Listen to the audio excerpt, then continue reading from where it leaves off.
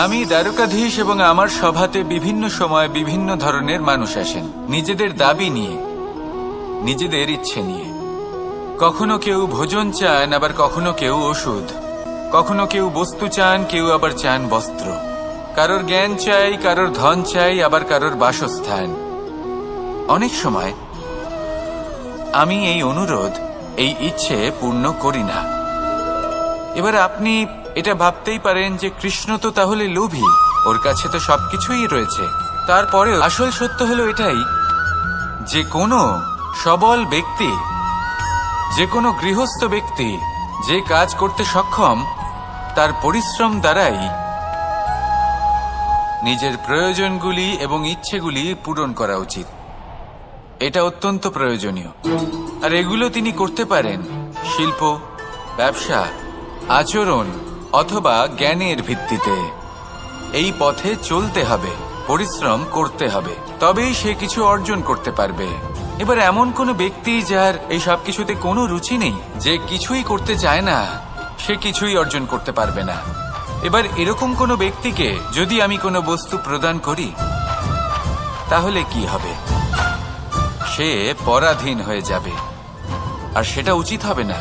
যখনই দান করবেন তা ভাবনা চিন্তা করে এমন ভাবে দান করবেন যাতে সামনের ব্যক্তি স্বাধীন হতে পারেন, পরাধীন নয়। আসুন আমার সাথে ভালোবেসে বলুন, রাধা রাধা। মানুষ কতটা বিচিত্র হতে পারে।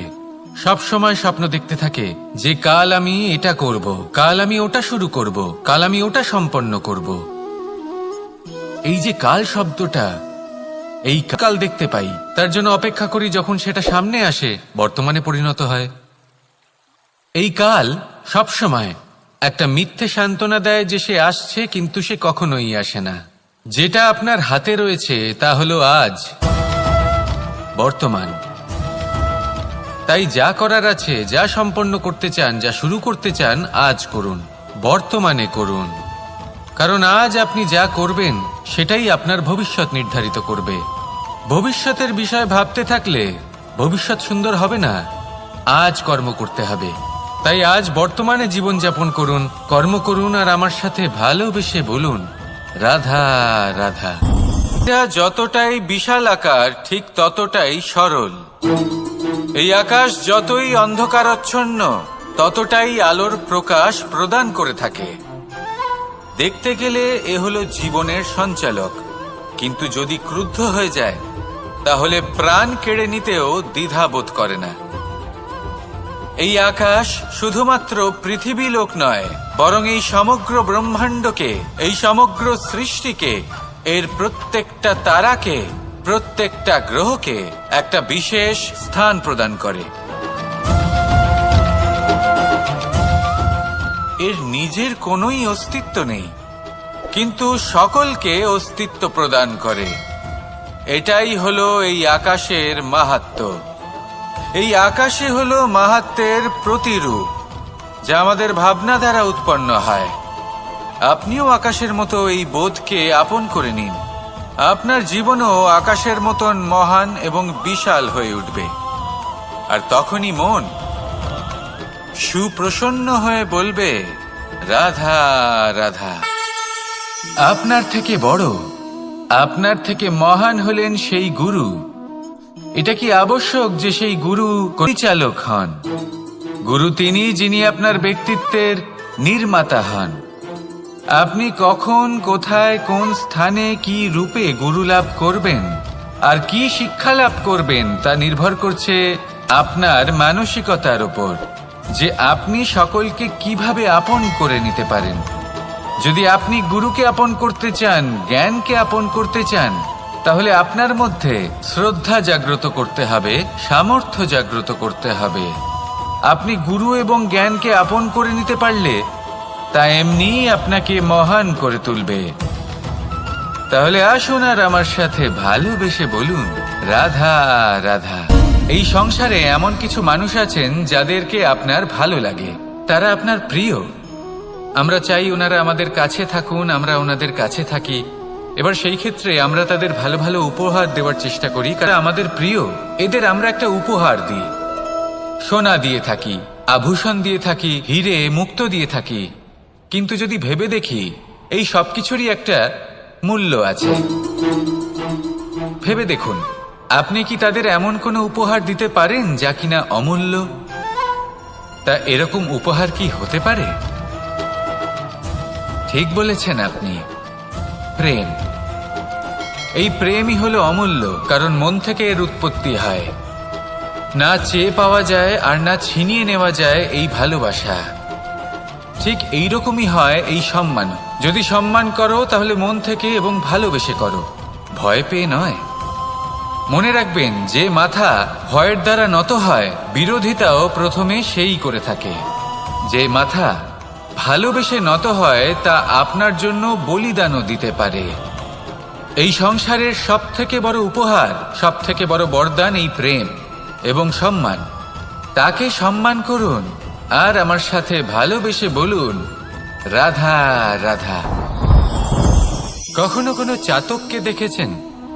একটা চাতক বর্ষার জন্য অপেক্ষা করে, সেই বর্ষার জলে নিজের তৃষ্ণা নিবারণ করে, নয়তো সারা বছর তৃষ্ণার্ত থেকে যায়।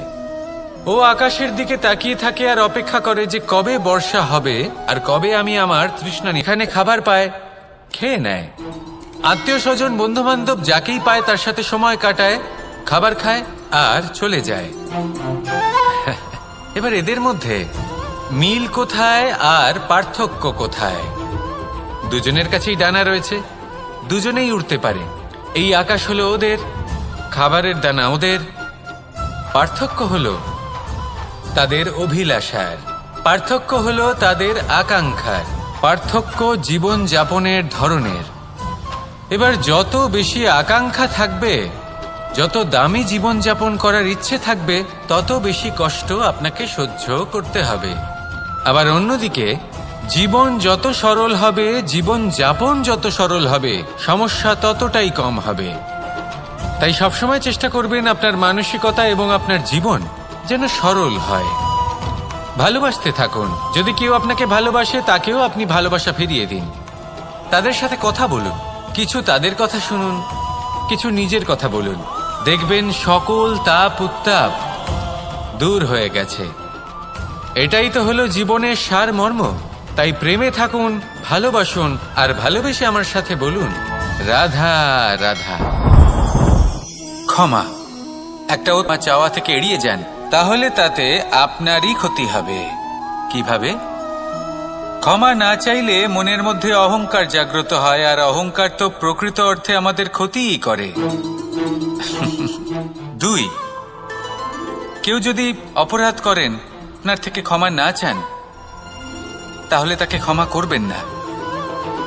ক্ষমা হলো অত্যন্ত অমূল্য, আর না চাইতেই কাউকে ক্ষমা দান করা এটা উচিত নয়। 3, যদি কেউ আপনার সাথে অনুচিত কিছু করেন, অপরাধ করেন, আর আপনার থেকে ক্ষমা চান, তাহলে তাকে ক্ষমা করে দিন। তাতে আপনার অন্তরের করুণাবোধ জাগ্রত হবে, প্রেম জাগ্রত হবে, আর তা আপনার জন্য শুভ হবে। 4, যদি আপনি নিজে কোনো অপরাধ করেন, তাহলে অবশ্যই ক্ষমা চাইবেন। তাতে আপনারই লাভ হবে। কিভাবে? সামনের ব্যক্তি আপনাকে ক্ষমা করুক বা না করুক, আপনার অন্তরের অহংকার ক্ষীণ হবে, আর এই মন আরো নির্মল হয়ে উঠবে।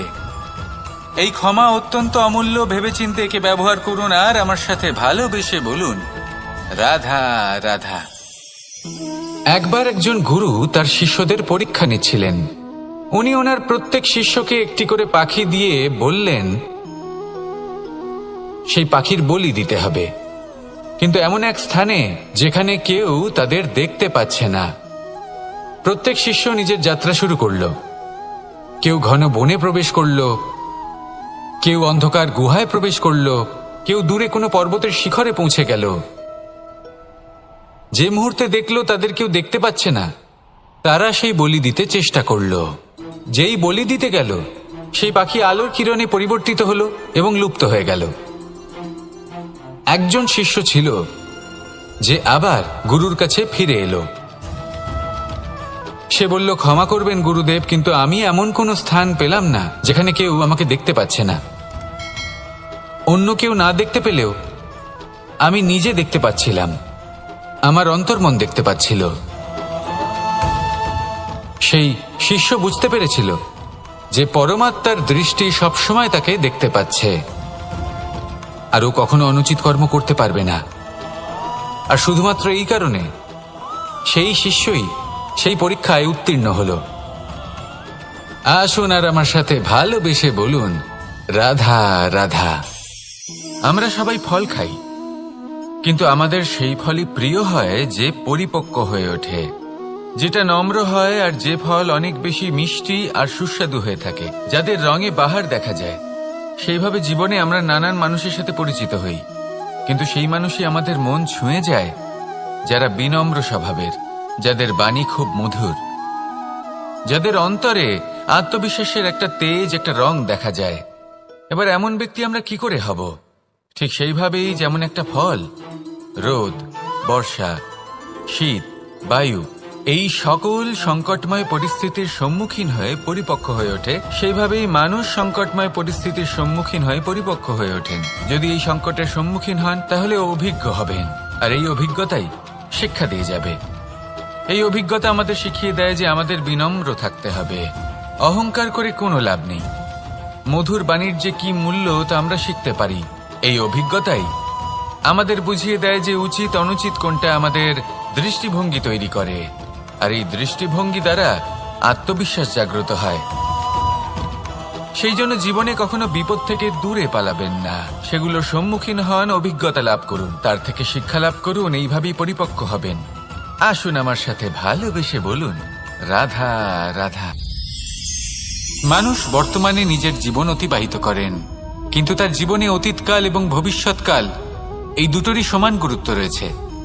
অতীতকাল অতিবাহিত হয়ে গেছে এবং সেটা জীবিত থাকে আমাদের স্মৃতি হিসেবে, এবং ভবিষ্যৎ হলো সেটাই যেটা আমরা শুধুমাত্র কল্পনাই করতে পারি। এবার অতীতের কিছু স্মৃতি এমন থাকে যা আমাদের কাছে আনন্দময় হয় না, তা কটু হয়, দুঃখজনক হয়, যন্ত্রণাদায়ক হয়। আমরা যা কিছুই করি তা বদলে ফেলতে পারবো না, কিন্তু ভবিষ্যৎকাল সেটা আমরা রচনা অবশ্যই করতে পারি, যদি আজ আমরা শ্রেষ্ঠ কর্ম করি। যদি আজকের এই দিনটা আমরা আনন্দের সাথে অতিবাহিত করি, সুখের সাথে অতিবাহিত করি, এক একটা মুহূর্ত আমরা আনন্দ এবং ভালোবাসার সাথে অতিবাহিত করি, আপনার আজকের এই কর্ম আপনার ভবিষ্যৎ নির্ধারণ করবে। আজ আপনি যেভাবে জীবন কাটাবেন তা ভবিষ্যতে গিয়ে অতীতকালে পরিণত হবে, আর তখন আপনি এমন স্মৃতি খুঁজে পাবেন যেখানে আপনি প্রত্যেকটি মুহূর্ত প্রেম এবং আনন্দের সাথে অতিবাহিত করেছেন, এবং সেই স্মৃতি মধুর হবে। তাহলে আজ শ্রেষ্ঠ এবং উচিত কর্ম করুন, আপনি নিশ্চিত রূপে একটি উজ্জ্বল, শুদ্ধ, পবিত্র এবং আনন্দময় ভবিষ্যৎ লাভ করবেন। আসুন আমার সাথে ভালোবেসে বলুন, রাধা রাধা। এই সংসারে অনেক অনেক এমন জ্ঞানী আছেন যারা নিজের সমস্ত জীবন জ্ঞান অর্জন করতে অতিবাহিত করেছেন। এই সংসারে এমন কোনো বেদ নেই, কোনো পুরাণ নেই, কোনো শাস্ত্র নেই, কোনো ভাষা নেই যা ওনারা জানেন না। এমন কোনো বিষয় নেই যা নিয়ে ওনারা কোনো বক্তব্য রাখতে পারবেন না। কিন্তু আমরা এই সকল জ্ঞানীকে কি ভালোবাসতে পারি? এনাদের সকলকে সম্মান করতে পারি না। কারণটা কি? দেখুন, বেদ পড়া একটি আলাদা বিষয়, বেদনা বুঝতে পারা অন্য ব্যাপার। এবং বেদনা বোঝার জন্য, সেই জ্ঞান লাভ করার জন্য আপনাকে মন থেকে করুণা এবং প্রেমের সঠিক অর্থ বুঝতে হবে। সামনের ব্যক্তির বেদনা বুঝতে হবে, তার যন্ত্রণাকে বুঝতে হবে। তারপর যে জ্ঞান আপনি অর্জন করেছেন বেদ থেকে, পুরাণ থেকে, শাস্ত্র থেকে, তা প্রয়োগ করে তার বেদনার নিবারণ করা, সেটা বেশি গুরুত্বপূর্ণ। সেই জন্য জীবনে শুধুমাত্র শাস্ত্র এবং বেদ পড়ে জ্ঞান অর্জন করতে সময় নষ্ট করবেন না। মন থেকে প্রেমের কি অর্থ সেই বিষয়ে জ্ঞান লাভ করার চেষ্টা করুন, করুণাও বুঝতে চেষ্টা করুন। একজন শ্রেষ্ঠ ব্যক্তি হয়ে উঠুন, আর আমার সাথে ভালোবেসে বলুন, রাধা রাধা।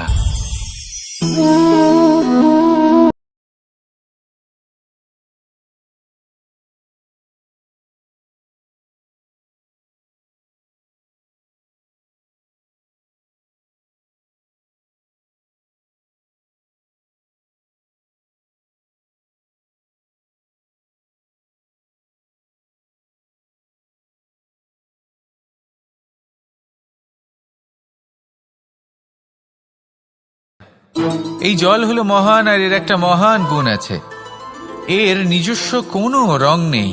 কিন্তু যখন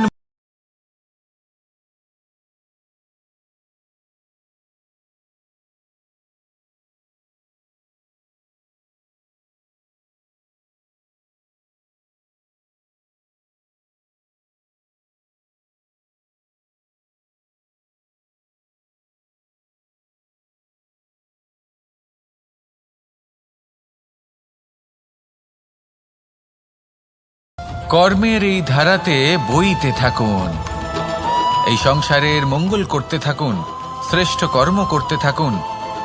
এই সংসারকে এটা বলার কোনো প্রয়োজন নেই যে আপনি কে।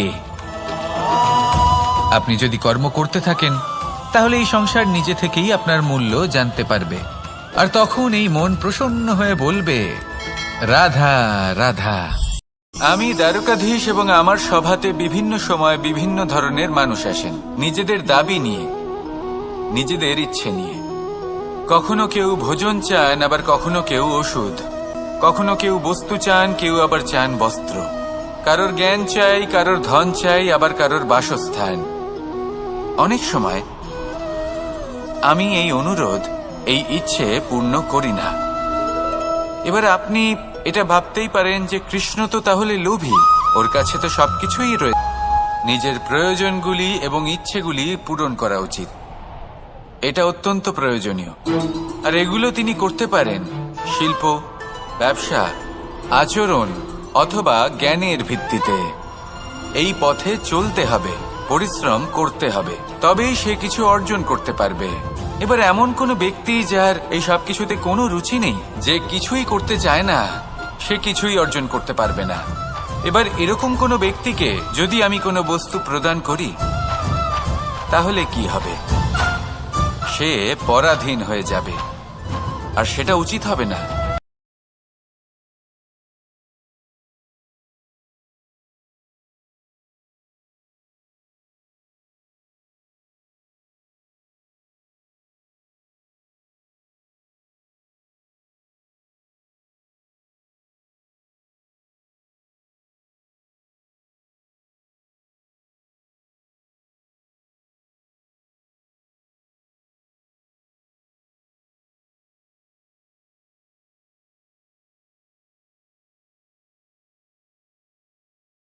যখনই দান করবেন তা ভাবনা চিন্তা করে এমন ভাবে দান করবেন যাতে সামনের ব্যক্তি স্বাধীন হতে পারেন, পরাধীন নয়। আসুন আমার সাথে ভালোবেসে বলুন, রাধা রাধা।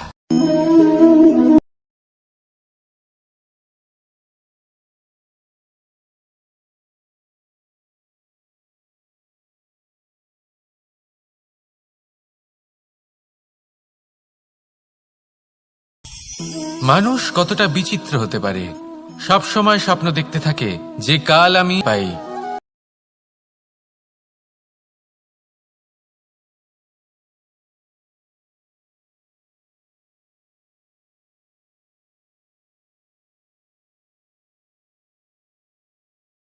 যে সে আসছে, কিন্তু সে কখনোই আসে না। যেটা আপনার হাতে রয়েছে তা হলো আজ, বর্তমান। তাই যা করার আছে, যা সম্পন্ন করতে চান, যা শুরু করতে চান, আজ করুন, বর্তমানে করুন। কারণ আজ আপনি যা করবেন সেটাই আপনার ভবিষ্যৎ নির্ধারিত করবে। ভবিষ্যতের বিষয় ভাবতে থাকলে ভবিষ্যৎ সুন্দর হবে না। আজ কর্ম করতে হবে। তাই আজ বর্তমানে জীবনযাপন করুন, কর্ম করুন, আর আমার সাথে ভালোবেসে বলুন, রাধা রাধা।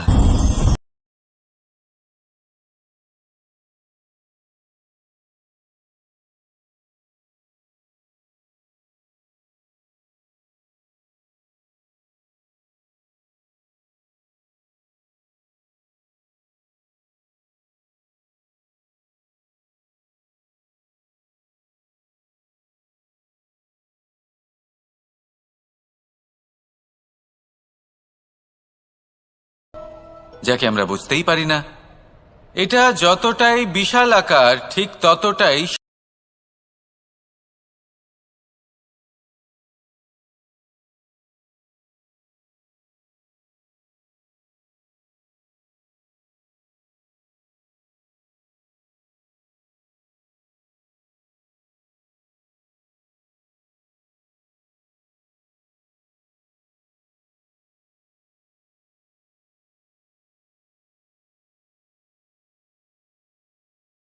গ্রহকে একটা বিশেষ স্থান প্রদান করে। এর নিজের কোনোই অস্তিত্ব নেই, কিন্তু সকলকে অস্তিত্ব প্রদান করে।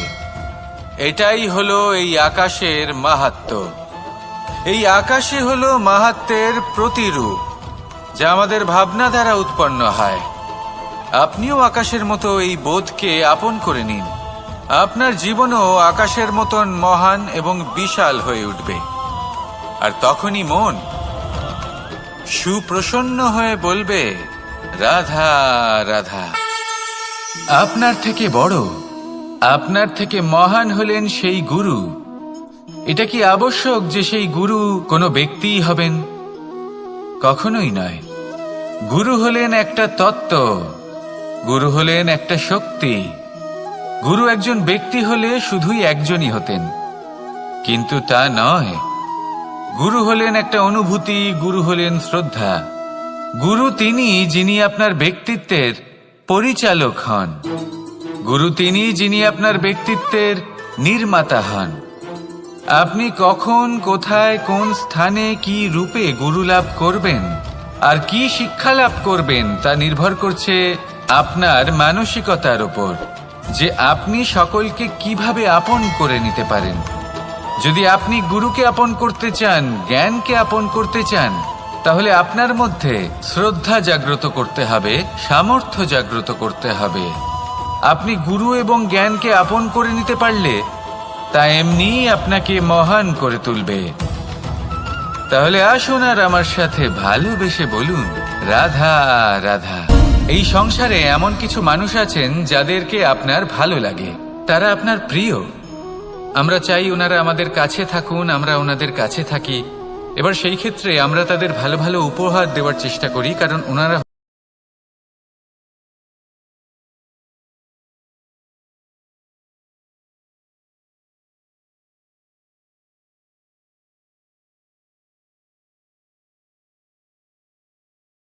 আভূষণ দিয়ে থাকি, হিরে মুক্ত দিয়ে থাকি। কিন্তু যদি ভেবে দেখি, এই সবকিছুরই একটা মূল্য আছে।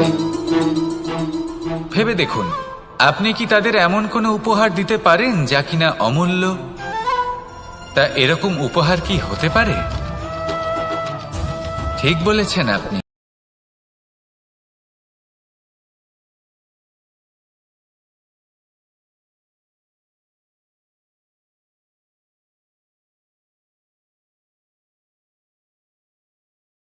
সম্মান করো তাহলে মন থেকে এবং ভালোবেসে করো, ভয় পেয়ে নয়। মনে রাখবেন, যে মাথা ভয়ের দ্বারা নত হয়, বিরোধিতাও প্রথমে সেই করে থাকে। যে মাথা ভালোবেসে নত হয়, তা আপনার জন্য বলিদানও দিতে পারে। এই সংসারের সব থেকে বড় উপহার, সব থেকে বড় বরদান এই প্রেম এবং সম্মান। তাকে সম্মান করুন আর আমার সাথে ভালোবেসে বলুন, রাধা রাধা। কখনো কোনো চাতককে দেখেছেন? একটা চাতক বর্ষার জন্য অপেক্ষা করে। সেই বর্ষার জলে নিজের তৃষ্ণা নিবারণ করে, নয়তো সারা বছর তৃষ্ণার্ত থেকে যায়। ও আকাশের দিকে তাকিয়ে থাকে আর অপেক্ষা করে যে কবে বর্ষা হবে আর কবে আমি আমার তৃষ্ণা নিবারণ করব। সেখানে অন্যদিকে একটি কাক বা একটা পায়রা, এরা কি করে? যেখানে জল পায় পান করে নেয়, যেখানে খাবার পায় খেয়ে নেয়, আত্মীয় স্বজন বন্ধু বান্ধব যাকেই পায় তার সাথে সময় কাটায়, খাবার খায় আর চলে যায়। এবার এদের মধ্যে মিল কোথায় আর পার্থক্য কোথায়? দুজনের কাছেই ডানা রয়েছে, দুজনেই উড়তে পারে। এই আকাশ হলো ওদের, খাবারের দানা ওদের। পার্থক্য হলো তাদের অভিলাষার, পার্থক্য হলো তাদের আকাঙ্ক্ষার, পার্থক্য জীবন যাপনের ধরনের। এবার যত বেশি আকাঙ্ক্ষা থাকবে, যত দামি জীবন যাপন করার ইচ্ছে থাকবে, তত বেশি কষ্ট আপনাকে সহ্য করতে হবে। আবার অন্যদিকে জীবন যত সরল হবে, জীবন যাপন যত সরল হবে, সমস্যা ততটাই কম হবে। তাই সবসময় চেষ্টা করবেন আপনার মানসিকতা এবং আপনার জীবন যেন সরল হয়। ভালোবাসতে থাকুন। যদি কেউ আপনাকে ভালোবাসে, তাকেও আপনি ভালোবাসা ফিরিয়ে দিন। তাদের সাথে কথা বলুন, কিছু তাদের কথা শুনুন, কিছু নিজের কথা বলুন, দেখবেন সকল তাপ উত্তাপ দূর হয়ে গেছে। এটাই তো হলো জীবনের সারমর্ম। তাই প্রেমে থাকুন, ভালোবাসুন, আর ভালোবেসে আমার সাথে বলুন, রাধা রাধা। ক্ষমা একটা অত্যন্ত সুন্দর শব্দ, আমার খুব প্রিয় শব্দ, কিন্তু এই ক্ষমা কখন আর কিভাবে প্রয়োগ করতে হবে সেটা বোঝা প্রয়োজনীয়। এক, যদি আপনি কোনো অন্যায় করেন আর ক্ষমা না চান, ক্ষমা প্রার্থনা না করেন, ক্ষমা চাওয়া থেকে এড়িয়ে যান, তাহলে তাতে আপনারই ক্ষতি হবে। কিভাবে?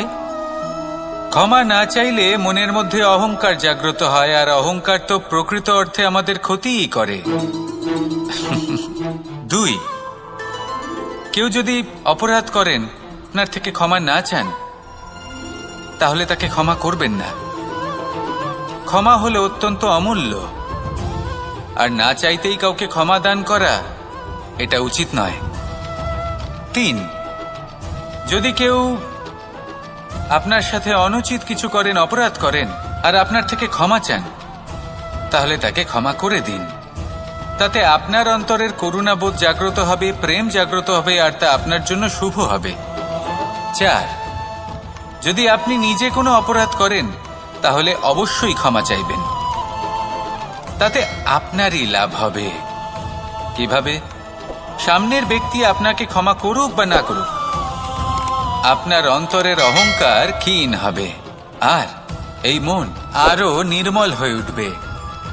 এই ক্ষমা অত্যন্ত অমূল্য, ভেবেচিন্তে একে ব্যবহার করুন, আর আমার সাথে ভালোবেসে বলুন, রাধা রাধা। একবার একজন গুরু তার শিষ্যদের পরীক্ষা নিচ্ছিলেন। উনি ওনার প্রত্যেক শিষ্যকে একটি করে পাখি দিয়ে বললেন সেই পাখির বলি দিতে হবে, কিন্তু এমন এক স্থানে যেখানে কেউ তাদের দেখতে পাচ্ছে না। প্রত্যেক শিষ্য নিজের যাত্রা শুরু করল। কেউ ঘন বনে প্রবেশ করল, কেউ অন্ধকার গুহায় প্রবেশ করল, কেউ দূরে কোনো পর্বতের শিখরে পৌঁছে গেল। যে মুহূর্তে দেখল তাদের কেউ দেখতে পাচ্ছে না, তারা সেই বলি দিতে চেষ্টা করল। যেই বলি দিতে গেল, সেই পাখি আলোর কিরণে পরিবর্তিত হলো এবং লুপ্ত হয়ে গেল। একজন শিষ্য ছিল যে আবার গুরুর কাছে ফিরে এলো।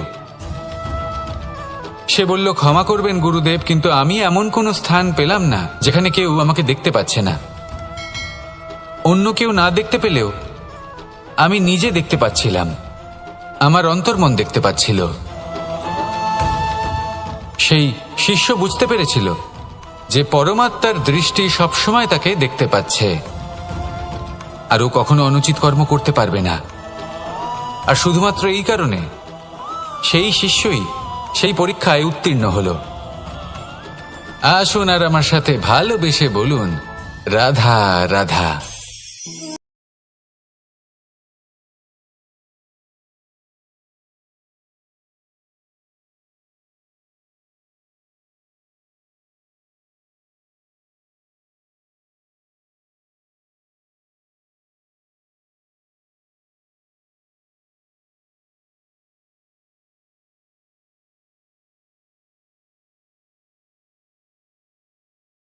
রং দেখা যায়। এবার এমন ব্যক্তি আমরা কি করে হব? ঠিক সেইভাবেই যেমন একটা ফল, রোদ, বর্ষা, শীত,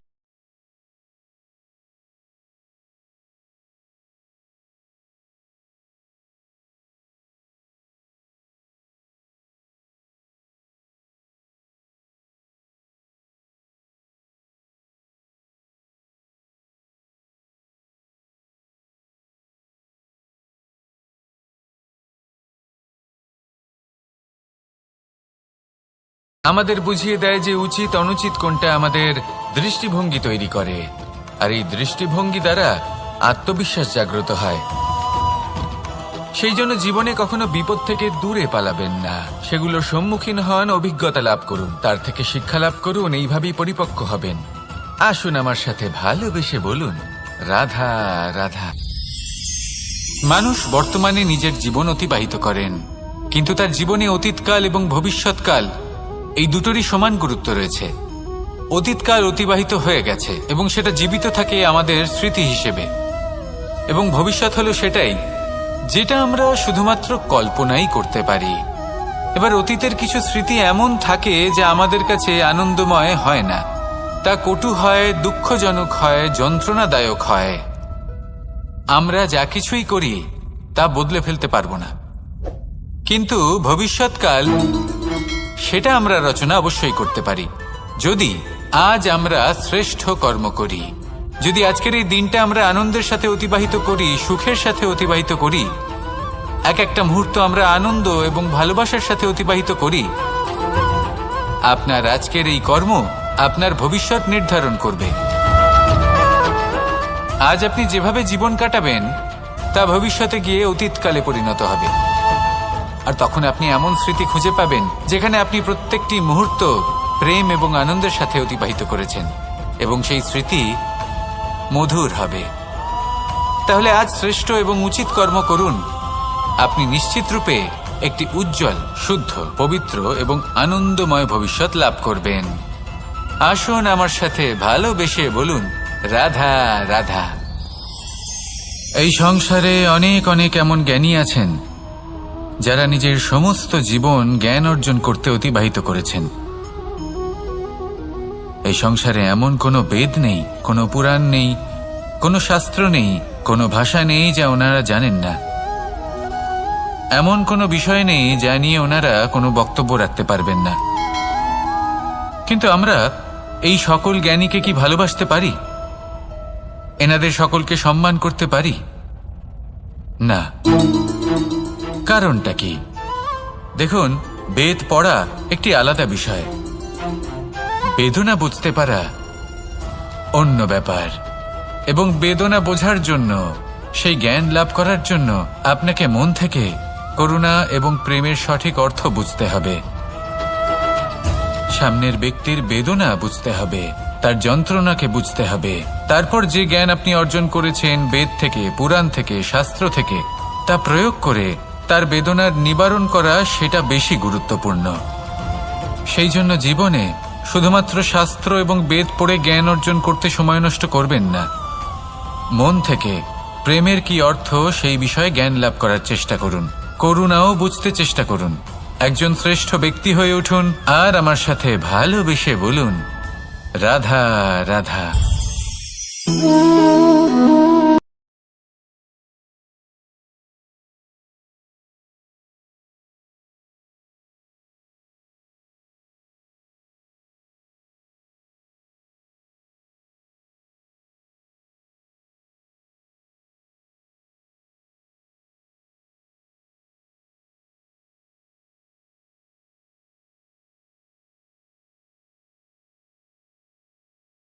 থামবে না। এই জল হলো মহান, আর এর একটা মহান গুণ আছে, এর নিজস্ব কোনো রং নেই। কিন্তু যখন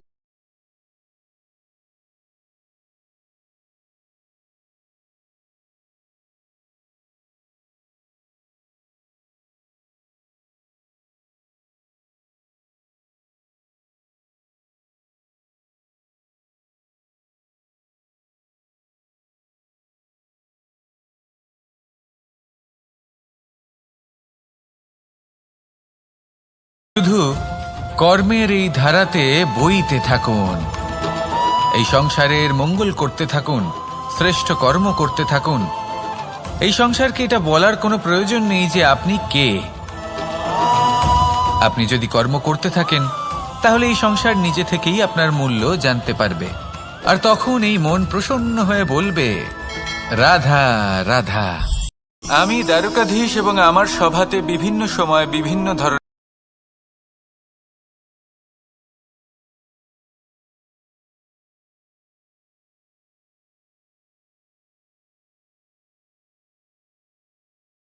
চাই, কারোর ধন চাই, আবার কারোর বাসস্থান। অনেক সময় আমি এই অনুরোধ, এই ইচ্ছে পূর্ণ করি না। এবার আপনি এটা ভাবতেই পারেন যে কৃষ্ণ তো তাহলে লোভী, ওর কাছে তো সবকিছুই রয়েছে, তারপরেও সে নিজের প্রজার ইচ্ছে পূর্ণ করে না। তাদের সমস্যা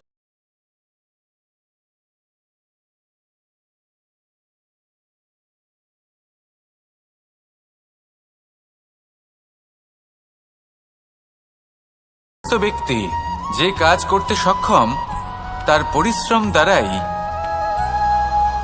নিজের প্রয়োজনগুলি এবং ইচ্ছেগুলি পূরণ করা উচিত। এটা অত্যন্ত প্রয়োজনীয়।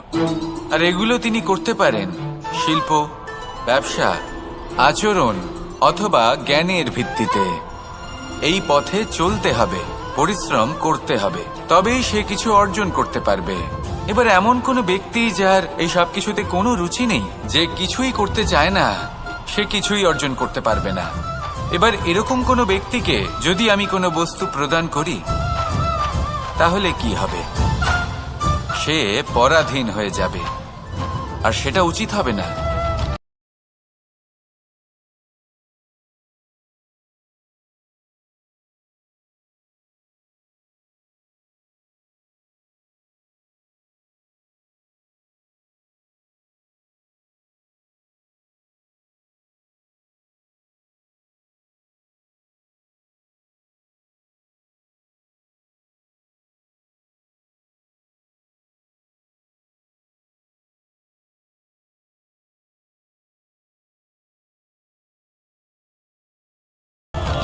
যখনই দান করবেন তা ভাবনা চিন্তা করে এমনভাবে দান করবেন যাতে সামনের ব্যক্তি স্বাধীন হতে পারেন, পরাধীন নয়। আসুন আমার সাথে ভালোবেসে বলুন, রাধা রাধা।